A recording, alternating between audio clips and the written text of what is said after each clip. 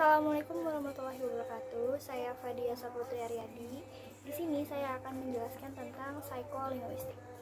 Terdapat 3 bagian, yaitu definisi dari psikolinguistik, elemen dari psikolinguistik, dan juga tipe dari psikolinguistik. Yang pertama adalah definisi dari psikolinguistik. Apa itu psikolinguistik? Psikolinguistik adalah integrasi dari dua disiplin ilmu. Yang pertama adalah psikologi dan juga linguistik. Psikologi adalah studi yang membahas tentang pikiran dan juga perilaku, sedangkan linguistik adalah studi yang membahas tentang bahasa.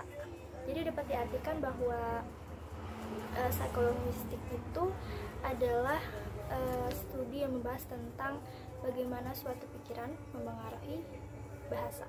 Ada beberapa jenis disiplin dalam psikolinguistik. Yang pertama adalah theoretical psycholinguistic, development psycholinguistic, educational psycholinguistic atau psikolinguistik dalam pendidikan, lalu ada neuropsycholinguistic, eksperimen psikolinguistik, dan juga applied psycholinguistic atau penerapan psikolinguistik. Selanjutnya ialah elemen atau bidang utama yang akan didiskusikan dalam psikolinguistik.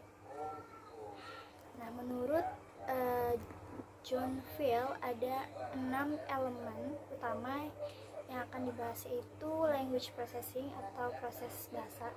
Ini merupakan cara manusia menggunakan kata atau bahasa untuk menyampaikan ide dan juga perasaannya, dan juga bagaimana bahasa itu dapat dipahami.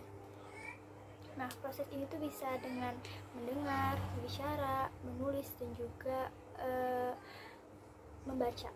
Yang kedua adalah language store and access. Ini merupakan studi tentang bagaimana bahasa itu disimpan di dalam otak kita, terus bagaimana kita bisa menggunakannya, mengaksesnya kapan saja. Contohnya kata-kata kosakata yang ada di dalam pikiran kita. Yang ketiga adalah comparison theory atau pemahaman teori. Ini merupakan studi untuk memahami perbedaan elemen dalam berbicara dan juga menulis. Selanjutnya itu language and the brain. Ini merupakan studi yang membahas bagaimana bahasa dan otak itu saling berkaitan. Bahasa memiliki fungsi pada struktur otak manusia, dan juga bahasa itu membentuk pikiran, begitupun sebaliknya. Nah, bahasa memiliki area di dalam otak kita, yaitu ada broadcast area, tempat bahasa diproduksi, Wernicke's seperti pemahaman bahasa, ini berperan penting dalam perkembangan bahasa. Dan yang ketiga adalah motor cortex, ini tempat mengontrol bahasa seperti melalui perencanaan, ketepatan, dan juga penggunaan dalam bahasa tersebut. Selanjutnya adalah first language acquisition atau pemulihan bahasa pertama. Ini merupakan studi bagaimana proses bagaimana anak-anak memperoleh bahasa pertamanya atau bahasa ibunya. Yang terakhir adalah language in exceptional curriculum stage. Ini merupakan studi yang bertujuan atau yang membahas tentang hubungan antara kognitif dan juga bahasa.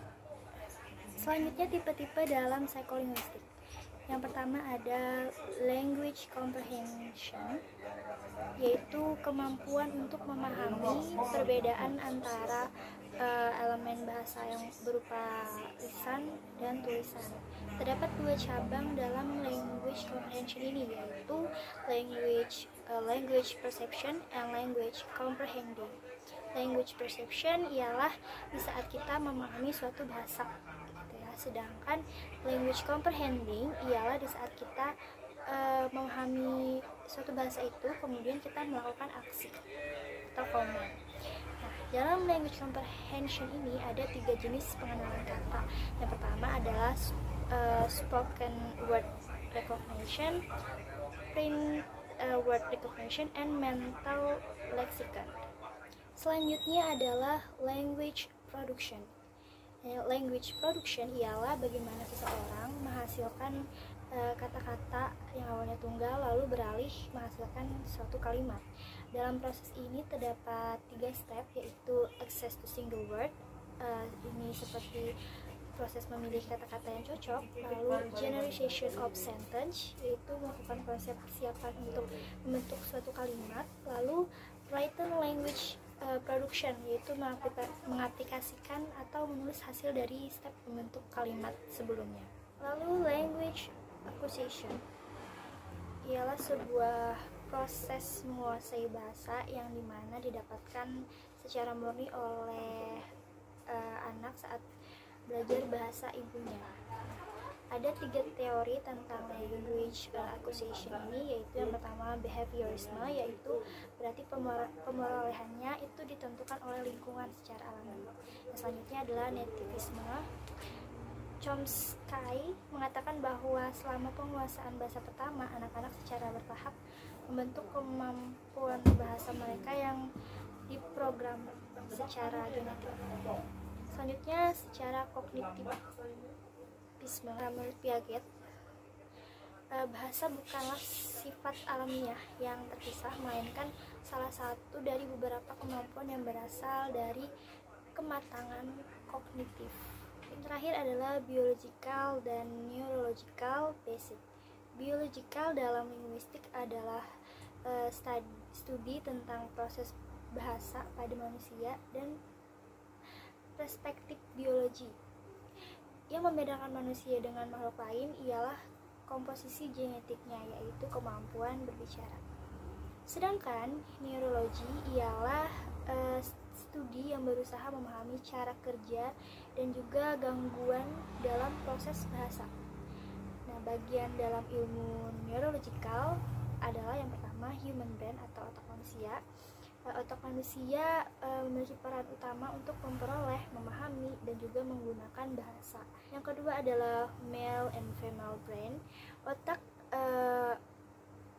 pria dan wanita itu memiliki banyak perbedaan. Otak perempuan itu dikatakan memiliki belahan otak kiri yang lebih tebal dari laki-laki, sehingga terdapat perbedaan kemampuan dalam berbicara. Nah, contohnya diketahui bahwa wanita itu lebih cerewet dari laki-laki.